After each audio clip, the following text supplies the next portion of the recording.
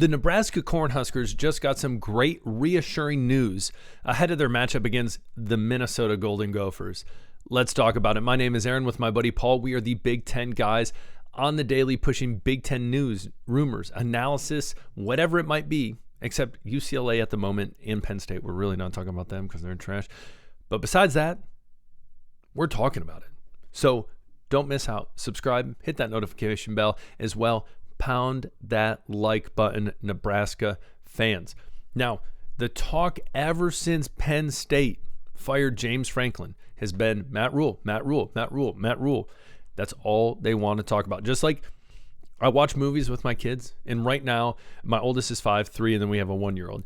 And all they want to do is we're watching Disney movies. In Finding Nemo, we've watched in The Seagulls, where they're just like, mine. I feel like the media just grabs a hold of something, and literally that's just Matt Rhule. And that's all they talk about. And so as of right now, a lot of people are assuming, big word there, assuming Matt Rhule is really focused on, hey, I want to go take that Penn State job. Sure, he played there. Sure, he has a connection there. But everyone needs to pump the brakes a little bit. First and foremost, I will tell you this. Matt Rhule has started a great thing in Nebraska. You would be crazy. You would be insane to think he is absolutely going to peace out and say, you know what, this program, my third year here, a quarterback that has all the potential in the world, and more recruits are coming there all the time, that he's going to give up? That he's going to give up and he's going to leave, he's going to walk away? No, not so fast. Not so fast. You might say, Aaron, that's nice that you're saying that, but I don't believe you. All right, well, let me look at some other people. Dylan Rhule came out and said, listen, that's our head football coach, and he ain't going nowhere. He's staying right here. It doesn't really matter what he says. His wife, blah, blah, blah. He has a business here. Even if he wanted to, he couldn't. He's not going anywhere. Now, I think he's saying that obviously in a joking way when he says that. Because again, happy life, happy wife, happy wife, happy life. One of those ways. You know what I'm talking about. But anyways, it's great to hear the leader of your team in Dylan Rhule come out and say, listen, he's not fazed by it. It's not affecting him. He's focused on beating Minnesota right now, and he's going to stay put. He's not leaving. And I truly believe that is genuine, and I don't see him leaving. I don't. Again, money is huge. Yeah, I don't disagree. But the potential to resurrect Nebraska's football program, you have to admit, in sports has to be one of the greatest things you can do, especially in college football. Think about this.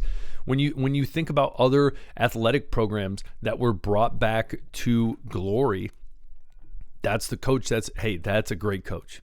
That's a great coach. That's how you get cemented in history is obviously taking that team. So taking a team like Nebraska and in one day saying, this is where we started, but boom, now we're here. I'm not trying to reference Drake, but I guess it kind of happened, in winning a national championship. Again, you look, regardless of what you think of University of Michigan and Jim Harbaugh, they went from awful, and I'm saying this as a Michigan State fan who for a long time, it was great when we just beat up on them. Loved it. It was phenomenal.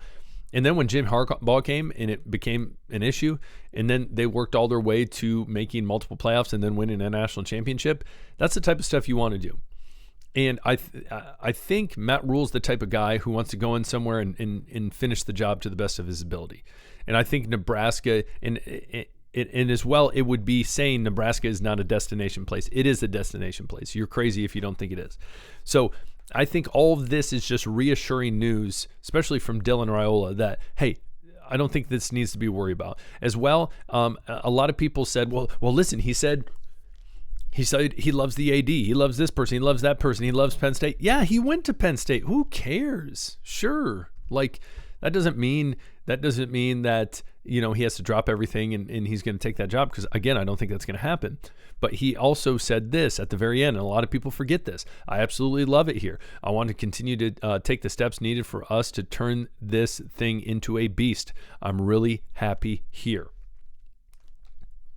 Simply put, take the man at his word. Take the man at his word. Should be reassuring enough for Nebraska fans. Now, comment below. Tell me what you think. You might 100% disagree. I don't care. Comment below. Would love to hear your thought on the whole situation. Next up On the docket, 8 p.m. Friday night, Nebraska travels to Minneapolis, Minnesota. I saw that stadium this summer. Sweet stadium, beautiful stadium, to take on the Golden Gophers. Nebraska finally broke into the top 25, right at 25, which in my opinion is wild. Again, you even look at Cincinnati. In Cincinnati, I can't recall at the moment what they're sitting at, but I know they are ranked. If my internet would load, have mercy. It is not. So we're just going to go back. And now we got to let it load again. Have grace on me.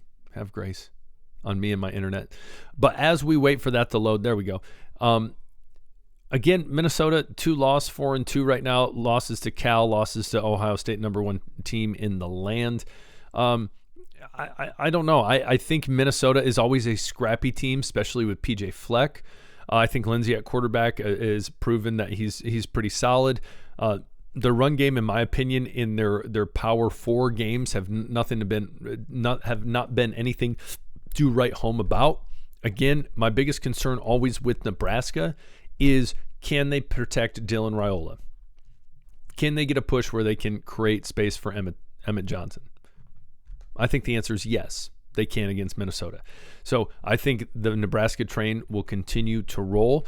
We look at the odds in this game right now. You have Nebraska by 7.5. That's the spread. Money line is minus 312. Again, if you don't know what that means, it's very simply put. When you see a minus, that means if you bet $312, you would win $100. If you see the plus, that means if you bet $100, you would win that amount. So underdog money line for Minnesota is plus 250. So if you bet $100, you'd win $250, as well as always your money back that you bet. So I think that's pretty solid. And always good going into a game. In my mind, as a fan, it puts you at ease a little bit. Again, I'm a Michigan State fan. You know, spreads aren't looking too great for us at the given time. Sorry. There we go. There's my screen. I'm struggling today. But anyways, tell me what you think. I think this is good news. Again, as I said, for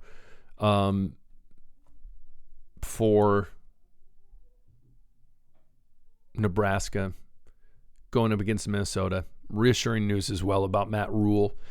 And also, I realized my screen was frozen most of that time, so I missed out on showing you guys the schedule of the Golden Gophers. Here's that schedule right here. And let's see if my internet can cooperate with me right now. And we go to the Bearcats, and the Bearcats somehow, someway are ranked 24th, even though they lost to Nebraska, who's 25th. Interesting. But I digress. Win still looks great. Gotta love it for them. So comment below. Tell me what you guys think. Sorry for the technical difficulties at time. You guys rock. Go Big Red. I got to cheer on someone as a Michigan State fan. I'm cheering on Michigan State, of course, but it's always nice to cheer on some other people. I'm not gonna lie. Indiana's fun to watch too. Nebraska, Indiana, fun to watch. Fun teams to watch. What do you think? Comment below. Love to hear from you guys. We'll talk later. Peace.